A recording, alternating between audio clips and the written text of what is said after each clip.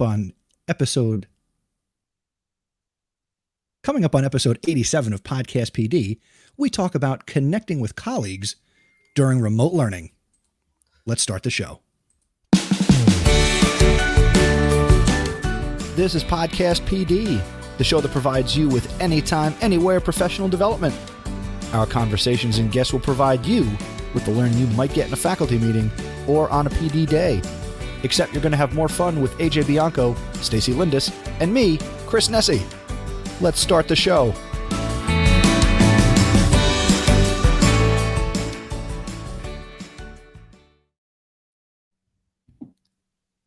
Good morning, good afternoon, good evening. At least right now, it's 8:30 on Sunday, November 1st. Yo, we are almost there. I can almost see the end of 2020. I don't know about you, but I think my podcast compadres can see that as well. I am joined as always by Stacey Lindis and AJ Bianco, with me, Chris Nessie. What's up, everybody? Stacey, how are you? I am doing all right. It's a good Sunday night. I'm ready for bed because it's really in my head 9:30. That clock switch really gets me every time. It does. That's been a problem with us in this show for years now, I think. I think you could probably go back to every November, like first November episode, and we talk about it.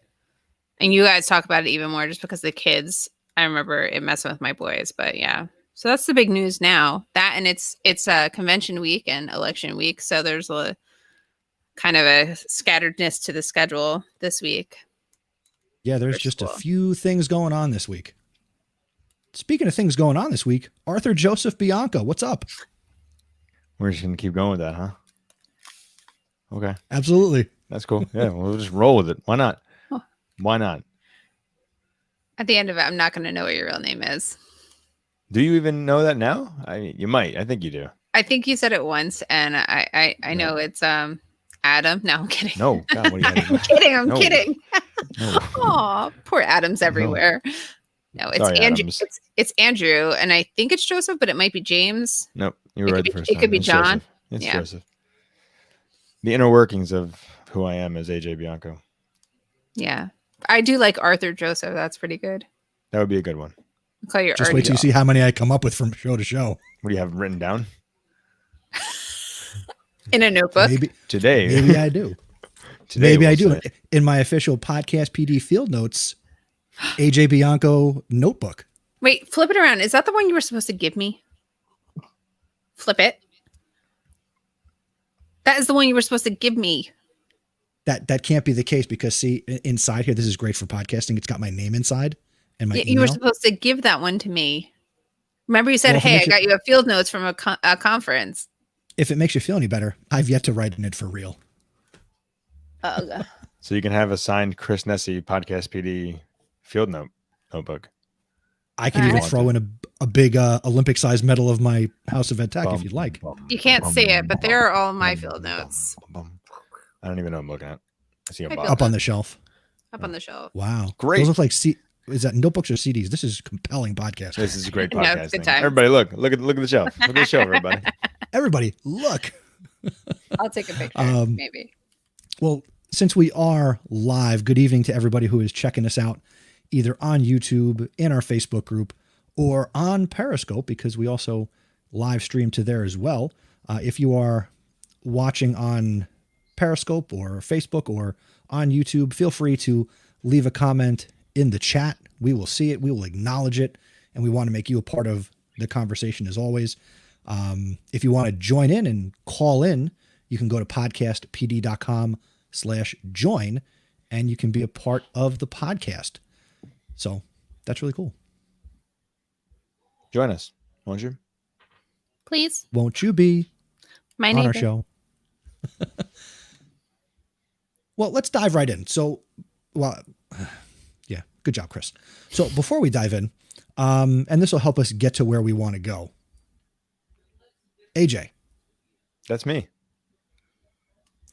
You have a new job. It's not new to us. And it's not really new to you because you've been in this new job for like 6 months. No, I'm kidding. It has not been 6 months. It has not been 6 months. Why That was don't you one let of your that was everybody- one of your worst transitions. You said at the beginning we're gonna have a nice transition into it. You just said, "Hey, No. you got a new job."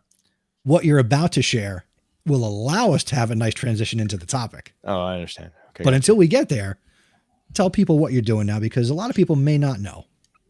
All right, people. So I don't like doing this, to be honest with you, because I don't like to. It feels like a bragging moment, and that's not who I am, and I don't like doing that. But anyway, I guess I'll put it out there. So when was it now? In August, I was approved to be an assistant principal of a school district here in New That Jersey. was 3 months ago. 3 months ago. You said 6. Uh-huh. You said 6. Look, so I'm an assistant principal of a middle school, and I'm very excited about it. I love the opportunity. I love the teachers so far have been fantastic. Unfortunately, I haven't met everybody, and I only met students via Zoom because they're remote. But this week and next week, I'll be meeting teachers and students, and I'm quite excited. And I haven't really shared it because I was saving it to throw on Reflect Ed as part of my podcast. However, my computer died, so I haven't been able to podcast because all the podcasting stuff is on that computer. Wah, Yikes. wah, wah, wah. So that's how things go when you don't put it on a hard Backup? drive Backup. or a flash drive or a backup. Right? I followed Chris Nessi's rules of podcasting and did what I was supposed to do, and then forgot maybe I should also put this on Google Drive just in case. So maybe going forward, I'll start using my my To resources. be fair, that one Chris Nessie did provide you with all of your podcast resources You in did. Google Drive. I'm not saying you Mr. didn't. Podcast over here. You hooked me up. You were ready to go. So we will bring it back soon. Once things settle down. This is only my first month in the job. I started October 5th. So this is my first month in the job, just trying to learn and do and grow, and very excited because if you've listened to this show, if you listen to me, if you know me, if you've spoken to me, this has been something I've been excited about for the last 5+ years. So here we go. I got the opportunity and looking forward to really help make a difference in the world of middle school children and teachers. Boom. Well, congratulations to you for stepping into a role that you've desired to step into. Can't wait. That's really exciting. Stacey and I are, I can't speak for Stacey, but I'm proud of you. You guys don't care, but thank you. No, I'm super excited for you. I know middle school is something you want to get back to, and it's good. I love those middle school kids. And it takes a special Crazy. type of person. A special type of crazy. Yes. Right. Kindergarten and middle school, special type of It's like the same thing. crazy. Kind of is. The more I'm in education, the more I think it takes a special kind of crazy to just get into this in general. And then you have these subsects of crazy as you specialize and move about the K-12 cabin. Truth. True story. Pre-K. Don't forget pre-K. Can't forget pre-K. Pre-K is Thank goodness good. for pre-K. Pre-K is good. Speaking of good, we got a couple people checking in. Hello to Enrique checking in on YouTube, and Stephanie checking in on YouTube. Hello. I think every time you So- say Stephanie's name, you just have to say executive producer Stephanie. Executive producer Stephanie Scrocky checking Can't in you say from her? on high. Make sure that show runs well. That's probably, she's keeping tabs. She's ready to pull the plug on this program at any second. We appreciate it. Absolutely, we do. So tonight's episode, and AJ, you're going to be able to lead us into this because it's one thing to start a new job and go from one school to another or one district to another, but to do it during this time in 2020, you were working very hard in your previous position, trying to do things and lay the foundation and make sure things were getting accomplished in that role. And now you've changed gears. So certainly how we connect with people is a part of that transition, right? And our topic tonight is the final part of our 3-part mini series. And we're calling this Connecting with Colleagues. In episode 85, we talked about connecting with students. In episode 86, we talked about connecting with families. And tonight, we want to have a conversation around how during these crazy times are we able to connect with our peers, fellow teachers, other human beings that we work with in this profession. So that's kind of where we're going to go tonight. Again, we want to get you involved. So whatever you're doing, whatever ideas you have or things you've done so far to stay connected with colleagues, again, it could have worked, it could have not worked. We're open to all suggestions, and we're going to share our stories and our experiences. If you want to hop aboard, podcastpd.com/join.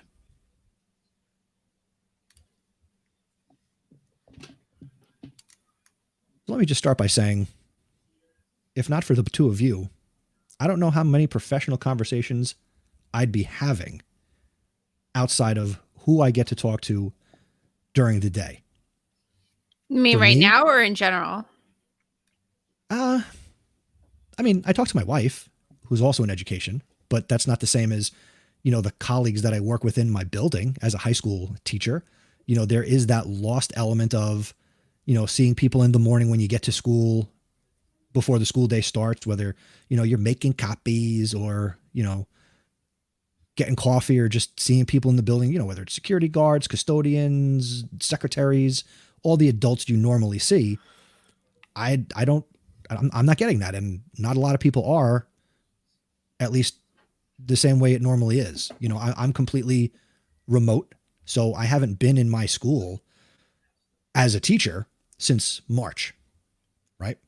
So the only conversations I'm having with colleagues are on Google Chat, like through our, Google inbox for the district, or during our CPT, our common planning meetings that happen once a week for 40 minutes, where we're all in a Google Meet now and we get that. So for me, being a people person, liking to talk, liking to interact and be around others, it's been really tough. And, I'm trying to make the best of it. There's, a couple of teachers that I say good morning to them on the chat every morning. And at the start of the year, one of my friends, Michelle, was like, "Oh, it's just like I see you in the classroom sometimes in the morning that, you say good morning." And I'm like, "Cool. Just feel free to say good morning sometimes." We're all getting on our computers at the same time. So there's, no excuse not to say hello, because, there's going to be some people out there with their email open and they might see your chat. So that's where I'll start the conversation is, through chat, through Google Meets with colleagues is one way I'm able to sort of connect with the people I work with. Yeah, I got to be honest. That sounds nice. It sounds nice. I feel like, I'm just going to talk about this new role, right? Because it's a little different. Where I was, the teachers were in the building, so I would walk down the hall. I would say hello, quick wave, because I know they're busy, and at least I had that. Where I am now, teachers have the option that if they want to work from home, they can, or they can come in. The school is open and safe, and they can come in. So I've been connecting. I've been walking through the hallways, and for the teachers that are there, I feel good that I can make that connection, just seeing a face and waving through the window while they're teaching and doing their thing and trying to connect that way. But to be honest, the teachers that are not in the building, there's no connection. And I'm not saying it as a negative to them. I'm saying it as a negative in general of the whole situation, that I feel like, they can't have those moments that if they needed something, they have access to me or to the principal. The people that are in the building, they have that access, to get us on the phone. We come right down, they shoot an email, we'll walk down and we'll talk from the doorway. We won't bother them and be in their face if they don't feel comfortable. But I just wish there was other ways that we could have connected over this past month, in other ways. Of course, we've had our faculty meetings. Of course, we've had Q&A sections Q&A sessions via Zoom, but that's not the same thing. People still have the opportunity of turning off their cameras or sitting back or just using a chat and just kind of like staring at a screen. I don't think that's really, it is connecting, but I don't think that's a meaningful connection, and I think for those people that aren't there, again, not saying anything to be negative, I just feel like being in the building and being with your colleagues really now, I think we see more than ever, goes a long way. Yeah, I agree. As someone who's in the building, and I'm in the same situation as you, AJ. My colleagues, those who are fully virtual, have the choice of whether or not they come to school. And some people choose to come for the camaraderie, right? Realizing that, just because their students are virtual doesn't necessarily mean that they don't have a desire to connect and be with people and kind of feel like they're also part of the team of people who are obligated to come in. Again, not saying that that's a bad thing, but when you're with kids all day, you're Mhm. physically supposed to be in the building. So that makes sense. I know one thing that our building admin has done is they've created office hours, Mhm. which, they're just open. They're open office hours. They're via Zoom. And so that you may not be the only person in that Zoom meeting with them. And I think that that's a different way to connect. I agree with you though. Like Zoom is a completely artificial way to feel connected. So I am tickled pink that it's that I have the opportunity to go to school every single day and not only connect with my kids, but to connect with my colleagues. This year I'm co-teaching. I can't imagine what that would look like in a virtual world where if we started that way. This is a brand new relationship that I'm trying to build. It's the first time I'm co-teaching with someone. So I see that the potential for that to be so much harder would what that would be like if we were fully virtual. And then, we in my building, I created a hybrid mastermind group for all teachers who, like me, are hybrid, and it came from that natural feeling of like we're all in this together. We're all having similar conversations, like you said, in the hallway or in the doorway or whatever. And it would be like, so what are you doing with this? Like, what are you doing with this? How's this going for you? Are you struggling with this? And I just felt like, why are we all having these little micro conversations? We should just be having a larger conversation. So the hybrid mastermind has really been going well, I think, just even as an authentic way for people to share and for people to share across grade levels, across sections, across programming. We have inclusion teachers like myself, as well as gen ed teachers and full resource special ed teachers. And, one of the mistakes that I made was I didn't open it up to all of our special area teachers. And I'm not even sure why. I just felt, I don't know. It's not that I didn't think of them. I thought that maybe their needs would be completely different.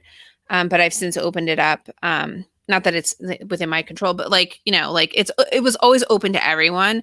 But I specifically sent it out to classroom teachers and special ed teachers who I knew had similar needs and similar talking points. But then you realize our special area teachers also have those needs.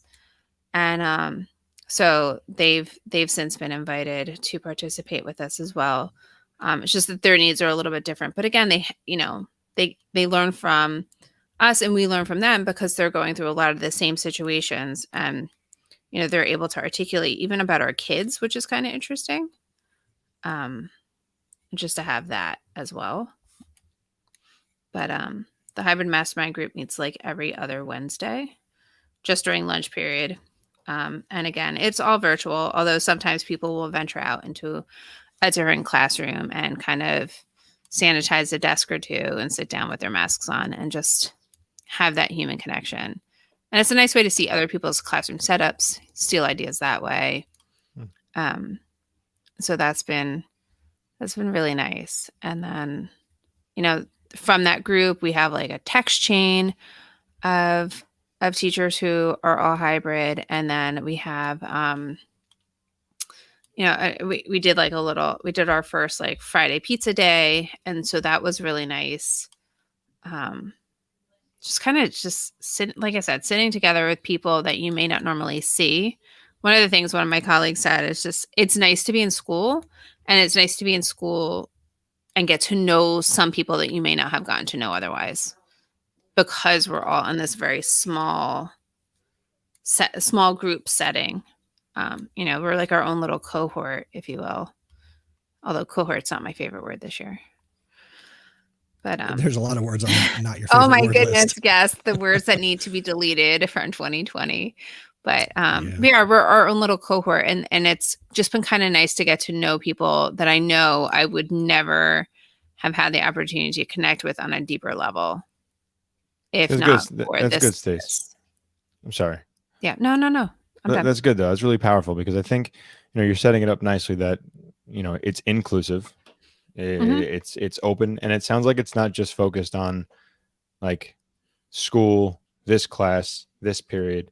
it sounds like it's focused on so many different other areas. You said classroom setup, you're talking about lessons, you're talking about, technology. So you can go through, but also I'm sure you guys have the I'm going to say quote unquote personal questions, and I'm sure personal conversations Oh yeah. that just kind of pop up every now and then. And that's good. I think that's more of what people need than let's talk more about this pandemic and all the things going on in our classrooms that are causing problems, because having people together in this group that you can trust and you can count on as an ear to listen becomes more powerful. I think really, giving them the opportunity to join in and just have those moments of, I don't feel like talking about school today, but I know these people will support me if I have something else to talk about.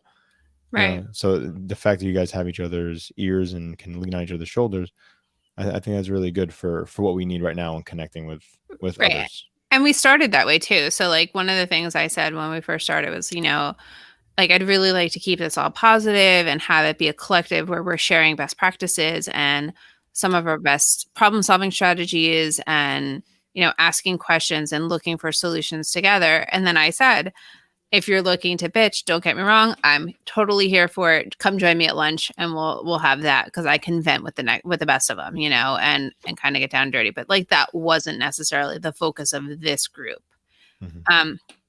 And it can, I don't want to say it spirals into anything like that, but it can start that way, right? I have this problem and then, oh yeah, I have this problem too. And and then someone will, because we've set it up that way, someone will say, okay, well, what can we do about that? Mm-hmm. And so then it's like, oh, let's talk to admin. We have a spokesperson to go speak to admin. And it's been really, really nice. And then Chris, to your point too, you have those what did you call it? Collaboration. CPT, Common Planning Time. Common Planning Time, right? So we don't have an official acronym for it, but we do have that as well. And that's been nice. And so they're looking for ways for us to authentically get together in a very inauthentic way. So whether they're giving us PLC time or they're creating other time for us to have common planning time, that's been really helpful. And then that helps us divvy up the workload. And so in that regard, I've never felt more appreciative of such hardworking colleagues, because everyone is really pulling a hefty mite in kind of planning math or planning science and social studies and saying like, here are the plans, modify them as needed, but here at least is a very nice skeleton of what we can do. And our supervisors have been working really well with us. And the other thing that my district is really doing well this year, there's a lot more time to have cross-district conversation. So when we have our PLCs aren't just our building. PLCs are also the other building, the other fifth grade teachers who have the same PLC time. So that has been really valuable because, it's just nice to be able to work with those other colleagues who I've worked with in the past in my other positions. And I know how strong they are in their teaching and in their planning and in their pedagogy. And it's just nice to kind of like pick the brains of a bigger collective. And so that's another way to connect with colleagues that seems really authentic.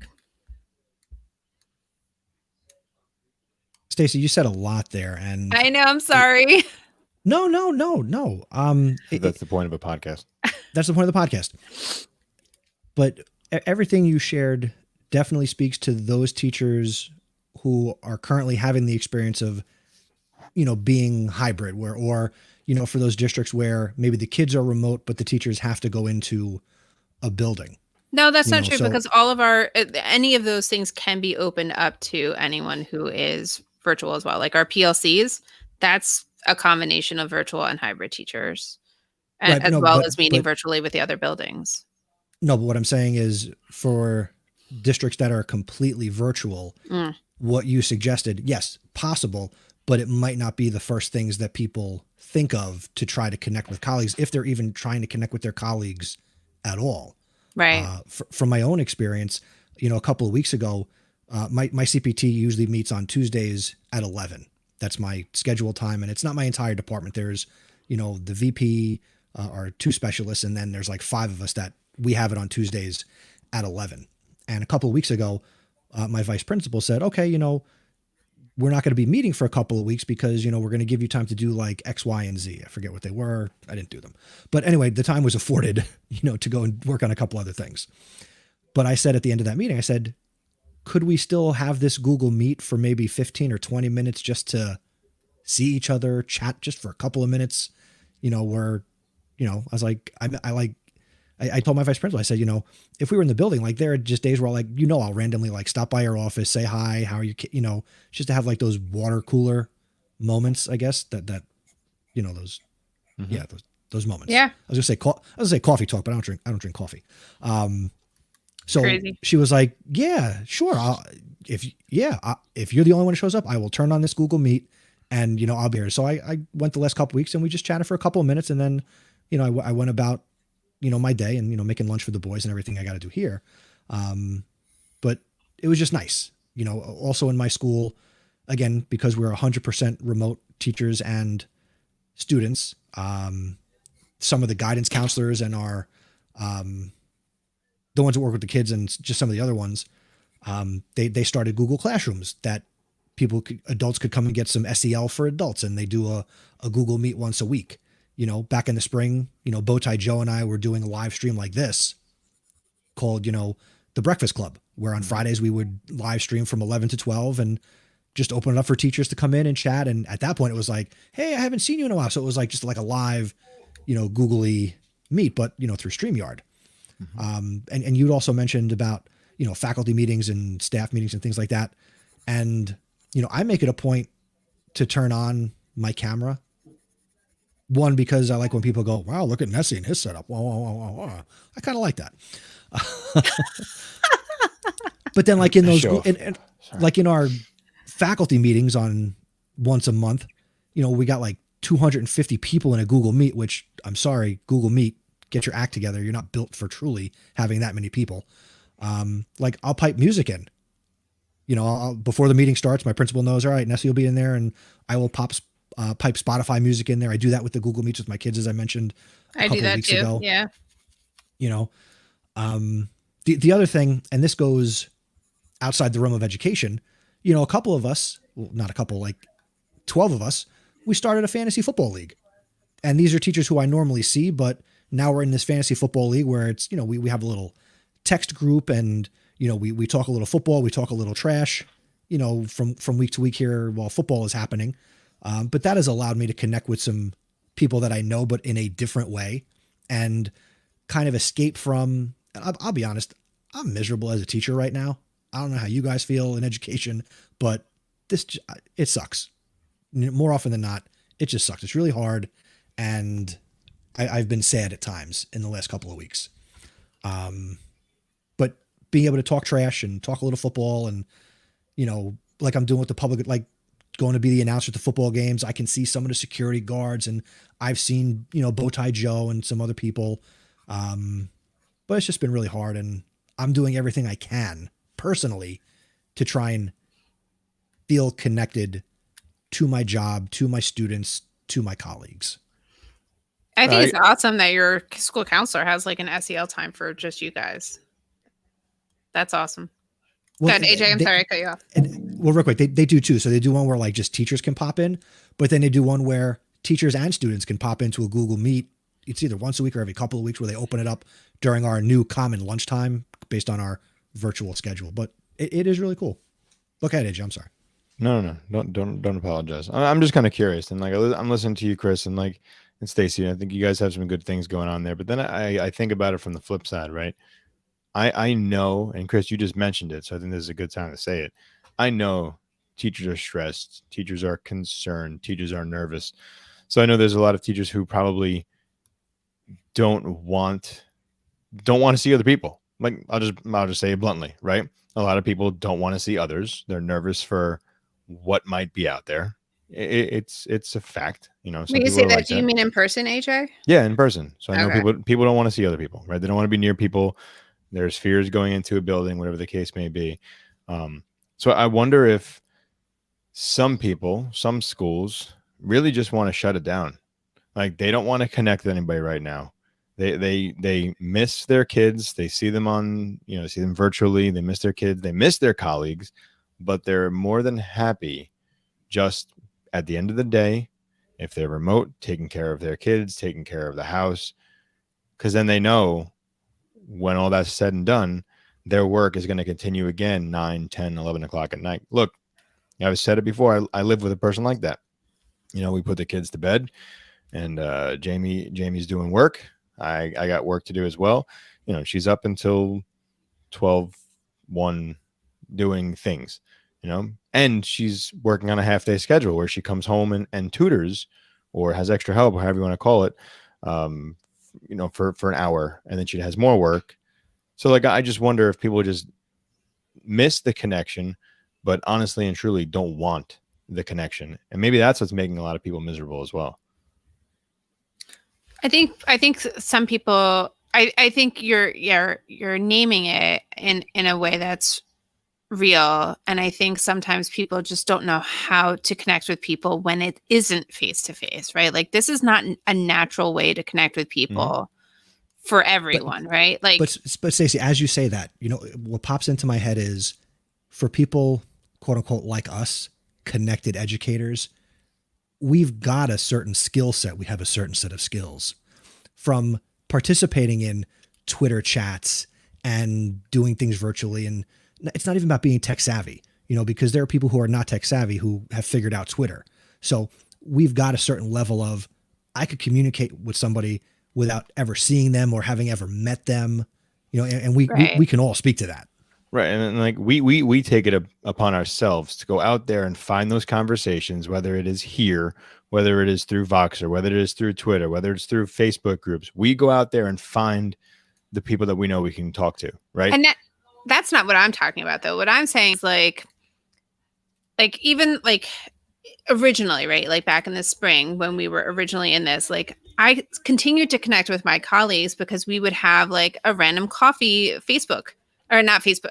random coffee FaceTime, right? Like, we would literally have coffee and FaceTime. I never FaceTime anyone until this year. I thought FaceTime was like a joke. That's what I'm saying. Like, this is not the most natural way for people to communicate. And I communicate the way I like to communicate, which sometimes is not with fidelity. But my family knows that. My friends know that. They kind of get it. But FaceTime became a way that I connected with my niece. I connected with my family. Like, we had FaceTime birthday parties. We had FaceTime coffee hours. I just feel like some people still aren't there yet. As much as you can be in Zoom and Google Meet, like, that's an obligation. Whereas like FaceTiming with a family member or Zooming with friends on the side or having like a Zoom game night is not always what people are looking for or how they choose to connect. Right. And I'm hoping that my teachers have those conversations, whether it is like text, FaceTime, even if it's going on Facebook and commenting on each other's pictures. I hope they have those moments, because as administrator, I don't want to make it more mandatory that, okay, get back on a computer at 2:00, 2:30, come and talk for an hour about nothing you need to know at this moment, because you're doing your job very well from where you are. I'm thinking about connecting more on a collegial level than a personal level. Like, I think the personal level is important, but I think if we're talking about like colleagues and we're talking about professionally, I don't know if that is happening. And again, not saying it in a negative way that my teachers aren't doing that, because I'm sure they are, but I don't want to make it a mandatory thing that they better be.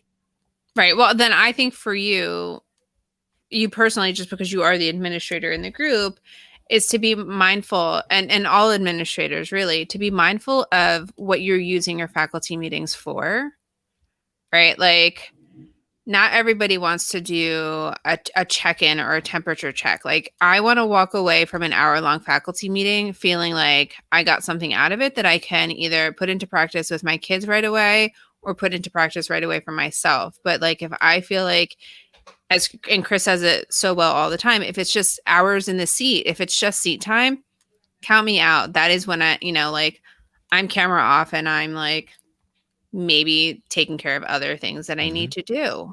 Mm-hmm. And that's, you guys are making a great point there. And Stacey, you're really putting it out there Like, again, how are you using that time? And executive producer Stephanie makes a point that some people are quote unquote zoomed out. Okay. They're online all day with students and then have another meeting to Zoom or Google Meet or, whatever the case may be. And that there are districts out there that, whether they're hybrid, remote, whatever situation they're in, they're trying to just plow forward doing the way they've always done it, except, all right, our faculty meeting is still going to be our faculty meeting. And it's just, we're on Zoom or we're on a Google Meet. And, it is what it is. Like, we're just going to continue on the path we're on.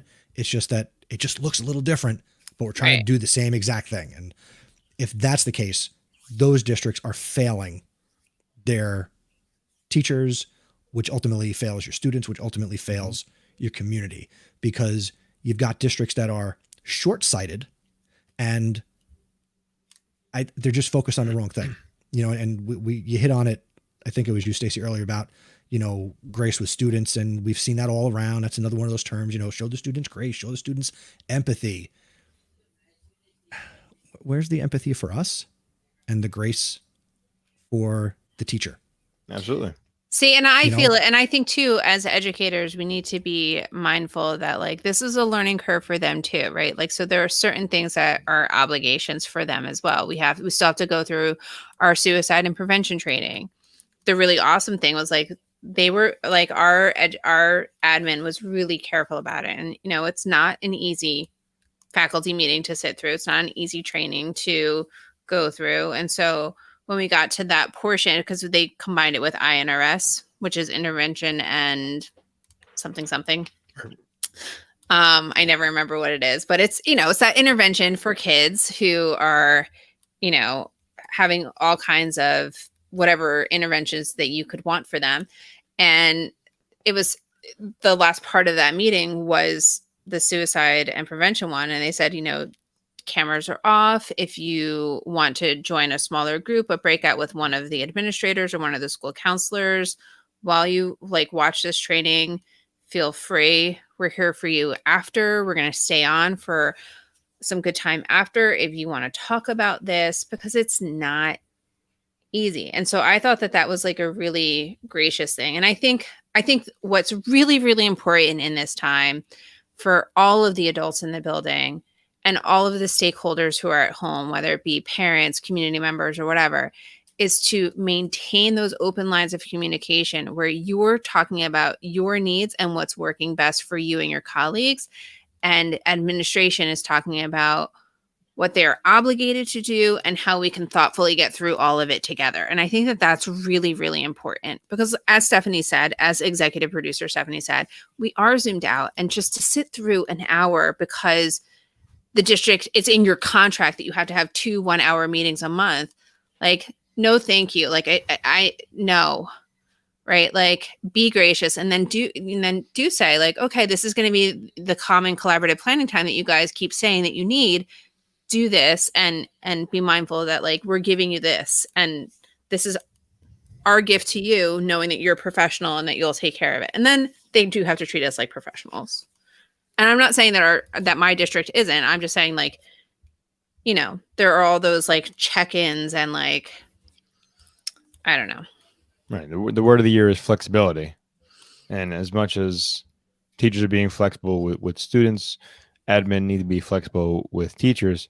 However, we also have to keep in mind, and the bummer about this, and for those of you listening outside of New Jersey, I can't speak for you and I apologize, but the state is not being flexible with any of us at all whatsoever. I mean, again, I'm in a different role, but I see it here. I feel for the teachers who are Zooming, creating lesson plans, creating assessments, grading assessments, doing the normal teaching activities that they're doing in a shortened period of time. And then let's do our PDPs. Let's do our SGOs. Let's worry about our evaluation schedule and figure out when we're getting observed. And how do you observe somebody when they're on the computer? Or how do you observe somebody when there's no students in the classroom? Like, these are all things that the flexibility is not there. And that's unfortunate. We have to go through those trainings that Stacey had just mentioned. We have to do our safe schools. We have to get those videos in so we understand the different components of safety. And the faculty meetings, of course, are mandated, but hopefully administrators out there are using that time wisely. It's not a meeting just to meet. It's a meeting to give important information that's going to lead to something more. And at this point, since hopefully you're not really meeting face to face with your staff, this is a perfect personalized faculty meetings, and not just saying, okay, go with your team or your PLC and, have a nice discussion. Make it meaningful. Make it meaningful. I agree with you. And then also, if it's only if there are only 20 minutes of content that you need to distill and get out there, 20 minutes. All right, folks, questions, comments? No. All right. See you later. And you get 40 minutes to do whatever. But even those questions, comments don't have to be live. Like questions, comments, stay on. Everybody else, go do what you need to do. Nobody needs to sit there, just like we do in a normal faculty meeting. Nobody needs to sit there for questions that don't pertain to them. Don't be that person. May I speak to you privately? If nobody wants to hear about, student X from my class who won't stop talking on the Zoom and has an inappropriate icon. Okay, they get it. Move on. Oh, I've never had anyone do that. You've never had a faculty meeting where somebody just has this random, little Jimmy won't stop talking in class. How do we really? Wow. I get that at the high school level where it's like, seriously, really? This question is so unique to you. Just shut up. I mean, you get some of those more random what ifs, but it's not like, oh, I love a good what if question. Where you can identify little Jimmy, right? Like where you're like, oh, Chris is talking about little Jimmy again. You've never had those moments? No. The way you just said it right there is exactly what happens in faculty meetings. Oh, here goes so-and-so bringing this up again.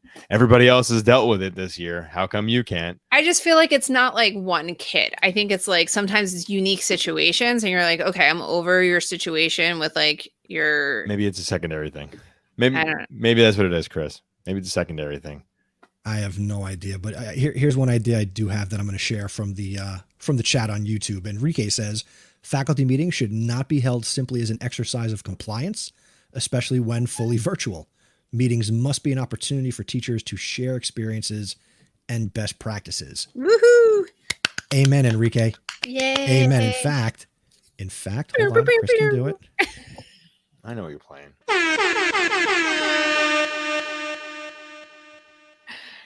That was good. Exactly. But again, there are districts and there are administrators who they don't get it. They don't know better. Yeah. Somebody fix these administrators, man. They're awful people. Oh God! If only there was like an AJ Bianco out there who could like Don't save the world. Don't. Let me just say, not what I'm saying. They're not awful. Yeah. There are just awful administrators out there. They're not all awful. Clearly, we've got one right here on the panel. Where? It's that Arthur Johnson guy. Yeah. Arnold Jefferson Bianco. Can't use them all tonight, Chris. Yeah, you're giving them away. Oh, there is no shortage, Stacey. Trust me. All right. So I don't know. I just think that like if you're the type of person who likes to connect, you can find ways. Like you talked about the water cooler earlier, and like legit, our principal took away our water cooler and asked us not to use it anymore because it was like a congregating area, and he was like into the Corona crock pot. And like I was a little disheartened because not because I use the water cooler as a meeting area to talk to people, but because I'm like very green and I'm on the green team, and so the solution was to give us little water bottles, and I was like, oh, it's so much waste. Wrong, sir. Wrong. Thanks, Willy Wonka. I'm not going to blame that on your administrator because they actually took hours away too, but they took hours away because of the shared water. You're not supposed to be doing that. No, and I get that. All of our student water fountains have been like bagged and sealed and covered. Right. So this is the same deal. And I get it. Tell me you want to put your water bottle underneath somebody else's right now. And I just don't want little water bottles. Yeah. That's all. Like they're like those little 8-ounce ones where you like chug it in 2 seconds and you're done. So maybe they look like grenades. Maybe your district should get in some hydro flasks with the logo. emblazoned on Ooh, Ooh, etched, as they would say. fancy. I'd like a purple one, please. it. Is that your school colors? No. Yeah, Doesn't purple. matter. They can't all be the same. Otherwise, how would you know it's mine? That's That's right. a That's great why Stacey got the purple Podcast PD shirt. That's right. Look at Stacey sporting the retro wear, the throwback. Yep. I don't know. Can you see it? Yeah. Sort of. Yeah. Just Anyway. keep. Well, Yeah. people who are not watching can't see it. So Stacey's wearing a podcast PD shirt. If you want one, go to the store. If Yeah, you but want I'm one, go to wearing an old one. podcastpd.com/shop. We've got great gear available. It's actually right on the website. You can buy right on our website. Woohoo. Stickers. You could actually get a Hydro Flask with our logo. Can we? Yeah. I want Yeah. one. Yeah. Go order it. Go order it. I did not know. You can that. get a notebook with the podcast PD logo on it. I have enough notebooks to You like. could get a pillow. I'm working on baseball bats so we could just bang ourselves over the head with them. That's funny. All right. While Stacey is shopping, I am let me- shopping. Hold on. let me quickly thank our executive producers, because we have more than just Stephanie. She's part of a team that is led by her because she attends regularly. Not that the other ones don't attend, but they They might listen. be- They support us. They may be here. You don't know. They may be here. We don't know. Thank you to Adam Kelly, Mike Brilla, Stephanie Scrocky, and also Sandy Hartman, our executive producers. If you would like to become an executive producer and you get value from these conversations, you can do that. You can support our show on a monthly or a yearly basis. If you support the show, you will get a Podcast PD executive producer sticker. And if you do that for a year, which is $50 for a year of your support, we will also send you, in addition to the sticker, we will send you a Podcast PD mug and a Podcast PD t-shirt. If you'd like to find out more about that, go to podcastpd.com/executive producer. And thank you to all of our current EPs. Yeah, and if you're just looking for really cool podcast stuff, like there's a mason jar, dude. I had no idea. It's out of stock, but I would totally rock that. When Like I a saw good that mason product, jar. I was like, that has to be in the store. It's so cool looking. Oh, this is fun. The holidays are coming, so I send think some I might- links to your loved ones to, don't be Yeah. surprised. I mean, I have both your addresses. You might be getting some new Podcast PD swag in the mail. I like that slim t-shirt. Just saying. This is fun. Some good is stuff. fun. Anyway, shop. Shop. It's podcastpd.com/shop, right? No. Yes. Shop. Yeah. Yes. There you go. Yeah. Cool. Yep. Nice. All right. Would you guys like to do feedback or do our recommendations? Feedback first. All right. Let's go to feedback. We got a bunch of feedback after episode 80. What are we on? 86. After episode 86, where we talked about connecting with families. So this one comes to us from Derek Larson out in Utah, current substitute host of the House of EdTech podcast. Find it at chrisnessie.com. Shameless plug for me and Derek. Derek, what do you got for us? I love it. Great episode. One of my favorite parts about this podcast is that you guys go off the rails. And I absolutely love when you go off the rails because it just shows you're having fun and you're enjoying what you're doing. And sometimes when you go off the rails, that's when the real meat and potatoes come out, because at that point it's like, oh yes, here's what's really important, or here's what you're really thinking about something. And I love it. Love the whole episode. But like I said, Thank you, Derek. Did you think that his laugh there sounded like Dastardly Dog? Like the I think, or is it Muggsy, or I don't know, it's somebody from like that Hanna-Barbera cartoon era. Speaking of I going off can the hear. rails, What'd you say? What's that? Exactly. There you go, Derek. Another stellar episode here in episode 87. thanks for the feedback, Derek. Well, I guess we don't disappoint. Just when I thought we were actually putting like a strong episode together, we were going straight to the goal line.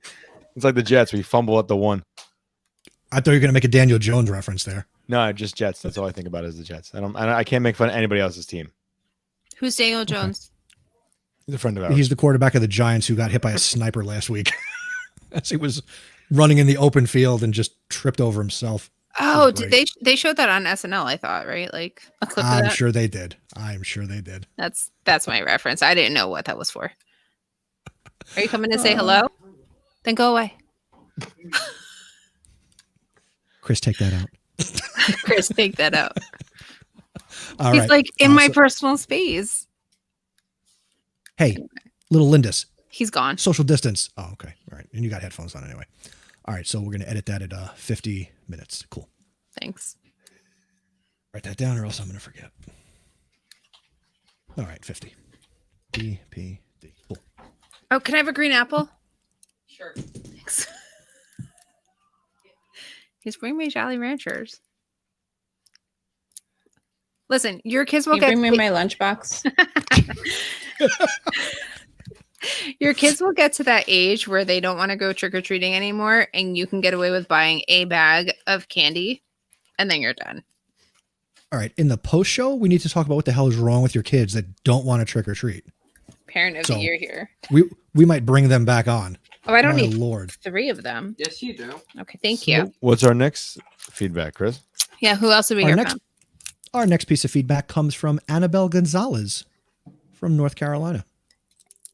Hello, PodcastPD. This is Annabelle again. I am listening to the latest podcast because when you talk about parent communication, that's something that sort of hits home. I guess I feel pretty passionate about that. And I'm a secondary teacher, so I haven't had to do that intense communication, I guess, like you do on elementary. But anyway, so I'm not done listening through. I'm just listening in chunks when I get a chance. But I did want to respond to something that you mentioned. So first of all, you're talking about, I think Stacey said something about 5th grade and how you don't communicate as much as you did with the lower grades because they're more independent. And I totally get that.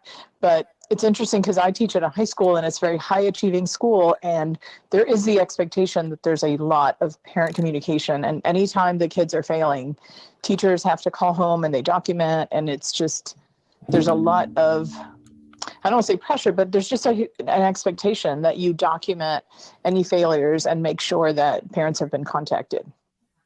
And by the same token, we do have a lot of, helicopter parents that are in the loop and they're all over their kids. So it's probably an atypical environment. And certainly it sounds like a whole lot different than when you all are at, but that's kind of where we're at.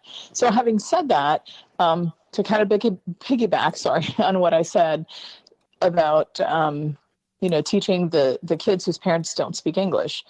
I will say though, that no matter what you do, parents are really appreciative of you reaching out. So a couple of things I want to say. Something that I did in the past that worked really well is that I started making positive phone calls, and I would do that at the beginning of the year, not just an introductory call. I did some of that, but I started making calls to just say, hey, your kid did this or just something out of the blue that would really throw everybody off. And it was almost like when they would answer that they would sort of stay quiet, like, all right, is there a but? Is there something bad that's coming? And I would say, I just want you to know. And then I would introduce myself and say, if there's anything I can do, please don't hesitate to reach out. And I always was very, I'm not a perfect teacher, but I think that was a strength of mine of just being able to partner up with parents. When I called home, even if it was the worst of circumstances, I would try to put the parent on my side, because I got to tell you, I'm also a parent. I'm sure you all are too. And when you get a phone call from a teacher and with an attitude or where they're just like focusing on the negative, we tend to get defensive because they're our kid. And, we can yell and talk bad about them, but nobody else can. So my approach was always like, hey, help me out here. This kid a whole lot better than me. And, but starting out with a positive phone call before they even had a chance to get in trouble, it was a game changer. And I would especially try to target the kids that I knew from other teachers who had had them, but they were probably likely to get in trouble or to not do their work or whatever. So that's one thing.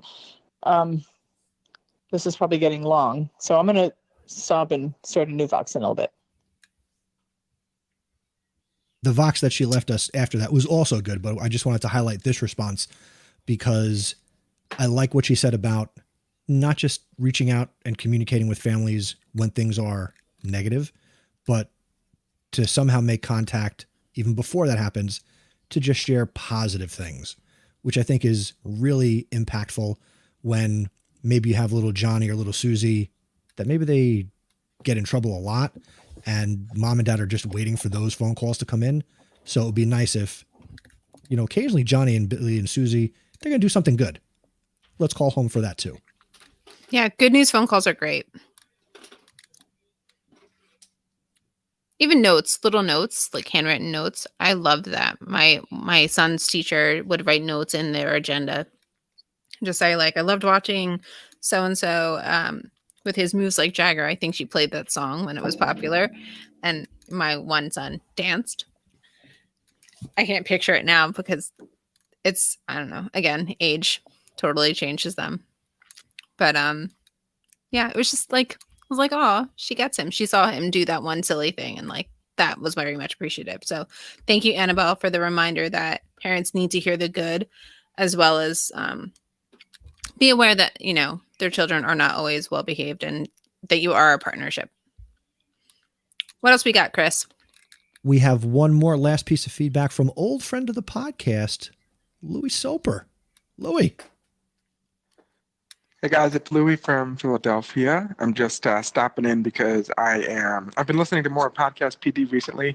It's dropped off recently or in the past several months just because of craziness in the world and life and so on and so forth. But I'm loving getting back into you guys, and I can so relate to the things that Chris was saying in the podcast. I work in the city of Philadelphia. The whole sentiment of like wanting to communicate with these families, and moving to middle school, it's like even less, like the parents are even less engaged once you get to middle school in the inner city. I will say that it's not complete radio silence, but I can totally relate to use the numbers in the SIS and then nobody answers, the phones are disconnected, the mailboxes are full. It's so much of what you were saying. I'm in complete solidarity with you there. And Stacey, I also started using Remind this year, which has actually been a great tool in this community to use, because I think, like you were saying in the podcast, everybody's checking their texts. Everybody's checking their phones. So I have parents who I can connect with on there, and I'm like, always, when I do have to reach out to these families, I leave a voicemail. It's like, you can always reach me on Remind, text this number to this number, and then every once in a while I give a new ad. And once the kids realize that I'm sending these reminds out like all the time, like they're missing announcements because they just never sign up for it. I got kids to sign up too. So anyway, thank you for all the hard work that you guys are putting into just sharing your wisdom and experience with us. I so enjoy listening to you. Hope you guys had a great week. Happy Friday. Congratulations. In case you were wondering, in Philly, we're remote for like the unforeseen future. There's no plan to go back. Anyway, thanks for all you do. Bye. Thank you for calling that in, Louis. And it's tough in the urban education environment, and Remind is certainly very powerful. Again, these kids are texting all day long, so why not hit them where it counts? Just keep in mind your kids need to be 13 if you're going to use Remind with them. Absolutely. But parents should all be over the age of 13. True story. Especially if their child's in middle school. But yeah, thank you to Derek and Annabelle and Louis for sending in feedback. If you want to send in feedback, go to podcastpd.com/feedback. And there are a couple ways you can do that. You could also join our Voxer group if you go to podcastpd.com/Voxer, VOXER. We've got some great conversations that happen over there. A lot of people sharing things. And based on even today's episode, that's important right now, to connect with other people who can relate to your experience, because maybe your spouse or your loved one is not an educator and they don't quite understand, what you're going through. It's nice to be able to connect with people that do. And at the very least, you can count on AJ, Stacey, and myself as people that you can reach out to and share your stories with. Agreed. It's a good little group in there. And before we wrap it up, I know Stacey, her magic wand is ready to go, but we do have a couple of things that we want to share because we like to share recommendations in each episode. And we've been hitting you with one. Today we've got 4. So hopefully this is not too much. And one of them comes from Stacey. So Stacey, why don't we start with you? I actually have 2. You have 2. All right, cool. So, but again, this is going to be a teaser because, again, remember, folks, next episode, we're going to go through everything that Stacey is subscribed to, and we're going to play Like It or Spike It to see what she continues to be subscribed to or does not stay subscribed to. So for Derek Larson, it's going to be a full episode that does not take place on the rails. It's going to be totally on the rails.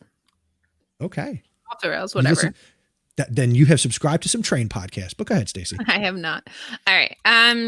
So I think the reason that we have so many is because Chris and I were very like-minded in our picks. But my first pick is a podcast that is relatively new to me. It's called Civics 101. And I really like the podcast because it is pretty much everything you need to know about all things civics related, from the Supreme Court to filibusters to the hash rule to the Electoral College to why we have presidential debates. And Chris and AJ, you'll be impressed that this is not a podcast. I mean, this podcast has been around for about 4 years. You'll be impressed that I did not download every single issue in the back catalog. I decided to pick and choose, and a lot of the episodes that I really latched onto were the ones that were more geared up to this election. The Electoral College, I know, is going to be a huge thing this time around. It was a huge thing 4 years ago.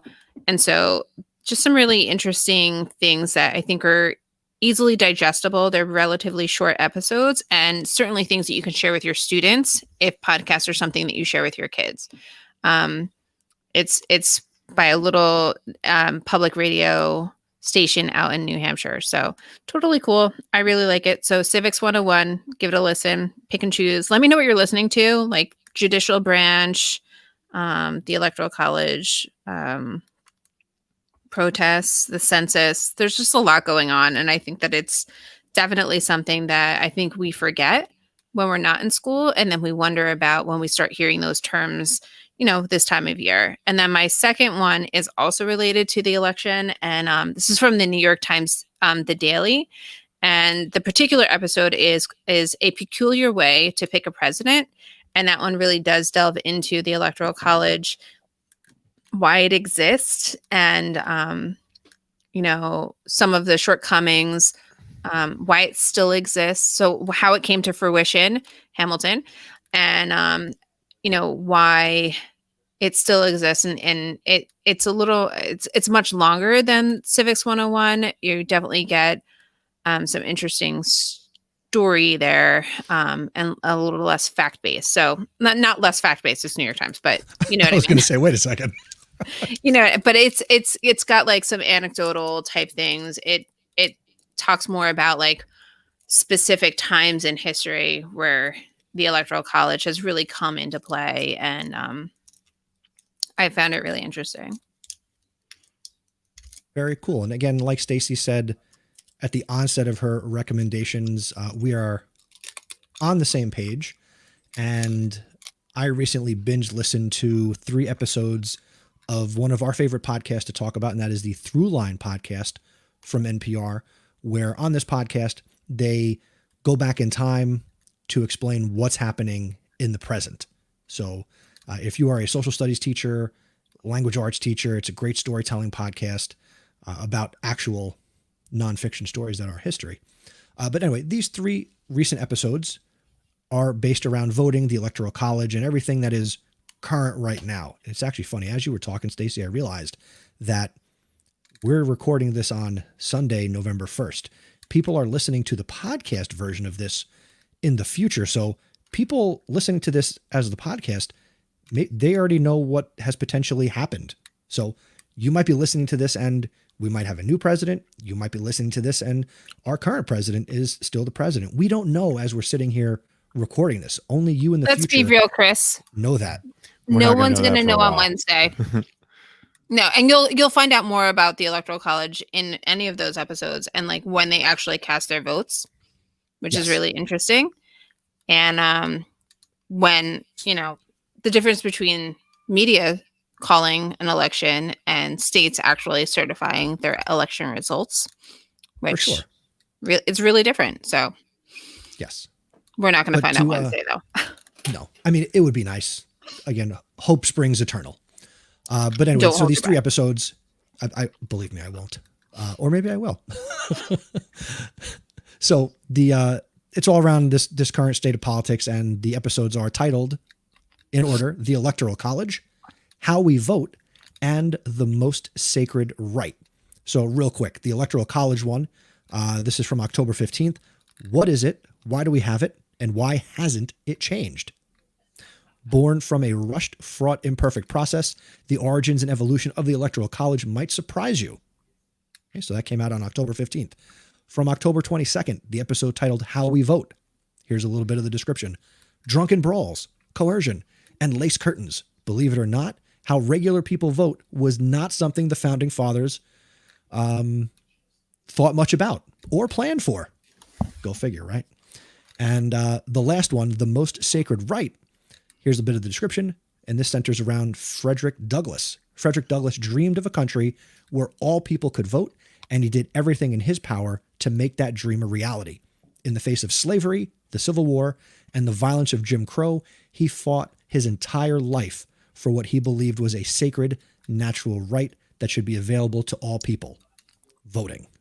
So if you haven't listened to those 3 episodes, it is a combined listening of a little over 3 hours. So it's 58 minutes, an hour, and an hour 5. All really good. Listen at 1.5 speed, and you will certainly be more informed than you are right now. So yeah, that's our recommendations. Nice job. So Yeah. Stephanie says she listened to that Electoral College one on Throughline. Stephanie, if you like that one, I really recommend the Daily from New York Times because it gives you all of that and in a little bit less time.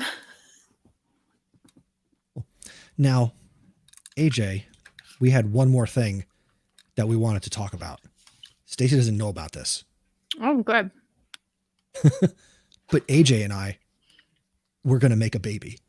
Wow, well, you had to go that way. You couldn't just say what we're gonna do. Like, Ew. that was just so How weird, man. How long have you known me? I didn't know you were that weird. All right. So AJ. Edit that. All right. Hour and 8 minutes. Go back. So AJ and I have one more thing that we want to talk about. Stacey doesn't know what that is. Scary. AJ, tell the people what they will win. Well, with people like Stacey, they're not going to win anything. But for those who actually care, you're going to get more of me and Chris as we are going to create a podcast. Yes. It'll be AJ a and I- Yankee-based podcast Yes. for the baseball lovers. Stacey's head drops. Stacey's- yeah, right. For the baseball lovers out there, we're talking Yankees. Yes. We are going to all give it a baseball. go. We're going to start that sports podcast that we've been talking about for years, and we are going to give it a go. AJ, do we want to tell people what it's called, or do Yeah, what I do you mean, want to do? it's out there. You've It's out already there now. created. You've done it. It's out there. So we are going to be launching a podcast called The Chase for 28. Okay. Can I stop for a second? Because, sports. I thought the World Series already ended. The Astros won, and we Wow. No. Whoa, That you are 4 years behind there. were whatever. So wait, who won? You might want to listen to this. Didn't someone just you know win the what? World Never- Series? Yes, the Dodgers of Los The Angeles. Dodgers? I was gonna say whatever. I was wrong. The team, it's all good. So when is this starting, gentlemen? To be determined. We're thinking Soon. December-ish. And the chase for 28 is significant. Like, what's that number about? That The is- Yankees currently have 27 world championships to their team credit over the last 100+ years. We are in pursuit of a 28th. So we have titled the podcast The Chase for 28. So we are only going to broadcast and create this podcast until they win their next World Series championship.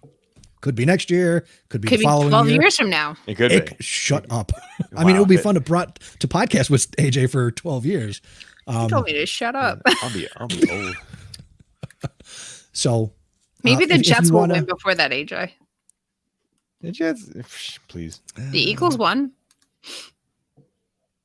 once in my lifetime, anyway. Anyway, Is that why you So guys are both wearing Eagle or New York shirts? no, I wear a Jet shirt every Sunday. Is I that a just Jet happen to have shirt? this on. Yeah. Oh, it is. I couldn't tell. It just said New York on it. That's all I can say. So, yeah. So the Chase for 28, AJ and I are going to launch that non-educational podcast. So if you want more information on that, you can go to chasefor28, the number 28.com. And we are planning, we are creating some content, and we're looking forward to having some fun and talking a little baseball. Well, I'm excited for you guys. Thank you. Thank you. It should be good. You guys put on a good show, and like Derek said, the banter is always fun. That's the best part of the conversation. Maybe you'll have me on, and you can teach me some things. Yeah, that's an option. We I could only create a teach someone, segment where it's once or like, twice. it could be a recurring segment where we bring Stacey on and talk a little baseball. I was trying to come up with a clever name for such a segment. I know. but I'm trying to think of it. Like Striking out with Stacey. There you go. Stacey sits in the dugout. Stacey. In the bullpen. Stacey's at bat. She's in the hole. There's a baseball term. Good job. I used to be a baseball manager You used to be a baseball manager? for high school. Yeah. Scorekeeper, AJ. Scorekeeper. She kept the book. Ah, got it. Yeah. Ah, Got it. Yeah. True story. But I know all the positions, like numbers. very cool. So you could check out the Chase for 28. That's coming soon. We will certainly let you know when it's going to launch once we are further along in the process. But you can at least see the podcast cover art and check out the website. Oh, can I see the And- cover? Let me see. Let you see the cover. Chasefor28.com. Yeah, chasefor28.com. You can show me when we go off air then. I will. Actually, you know what? No, I can do it right now. I'm fancy like that. I knew you could. AJ, boom. This is just very compelling for those people who are listening. There you go. So there's the Chase for 28, a Yankees podcast. What is that thing in the background? Oh, goodness. That's the Yankee Stadium facade, I figured. the frieze. So yeah, cool. Very Alright. cool. Stacey, take us Like around the magic. bases. Take us Give me around the base. magic. All right. How's it going? Well, We gotta do gentlemen, A segment. it is time to hit a home run and go to bed. So, say goodnight, AJ. Good night, AJ. Say goodnight, Christopher. Good night, Christopher. Good night, PodcastPD.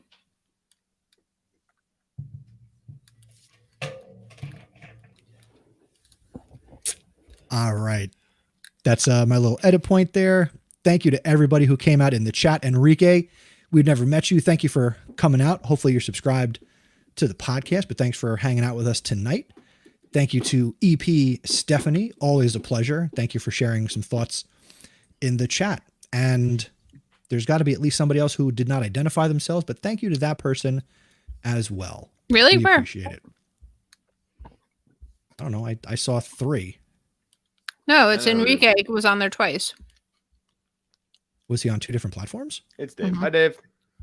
Hi, Dave. Dave Frangiosa. What's up? Zip. Actually, real quick. Al Spiegel, if you ever watch this, where the hell are you? Why haven't we seen you? When will we Where are you? That's all I got for Al. Same. So tag him on Twitter and There you go. get his ass here. All right. We're going to have some private conversation. So thank you for checking us out on YouTube. And this will drop as an episode where you can play the game. What did they talk about on Sunday that didn't make the cut when it dropped as a podcast? We'll see you next time.